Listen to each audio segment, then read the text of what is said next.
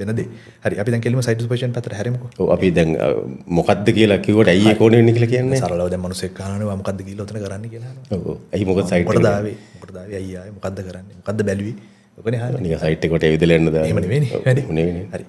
දැන් අපි මූලිකව සයිට් එකට ඩ්‍රෝයින් එකක් දෙනවානේ. ඔව්. මොකක් හරි සැලැස්මක් ඩිසයින් එකක් කරනවා. ආකිටෙක් වෙනම සැලැස්මක් දීලා තියෙනවා. ස්ට්‍රක්චරල් ඉන්ජිනියර් වෙනම සැලැස්මක් දීලා තියෙනවා. ප්ලම්බින් වෙනම දීලා තියෙනවා. ඉලෙක්ට්‍රිකල් වෙනම දීලා තියෙනවා. තව අනික් කට්ටිය වෙන වෙනම සැලැස්ම් ගොඩාක් තියෙනවා පස්සේ. හරි. කන්ට්‍රැක්ටර්ගේ ඉන්න ඉංජිනේර් ගොඩක් වෙලාවට ඔය දිහා බලලා ඒකත් එක්කනේ කන්ස්ට්‍රක්ෂන් එක යන්නේ. හරි. සයිට් සුපර්විෂන් එකෙන් බලාපොරොත්තු වෙන්නේ අර අපි සැලැසුම් කර දේ ඒ ආකාරයට ඉම්ප්ලිමන්ට් වෙනවද? ඊළඟට සයිට් එකට ගියාම ඒක ඉම්ප්ලිමන්ට් කරන්න බැරි නම් එතන බාධක තියෙනවනේ යට යන ප්‍රශ්න මොනවද? ඒ ප්‍රශ්න ටික විසඳලා එන එක තමයි සයිට් විසිට් එකේ තියෙන මූලික වගකීම. සහ මං හිතන්නේ එන්න පුළුවන් ප්‍රශ්න.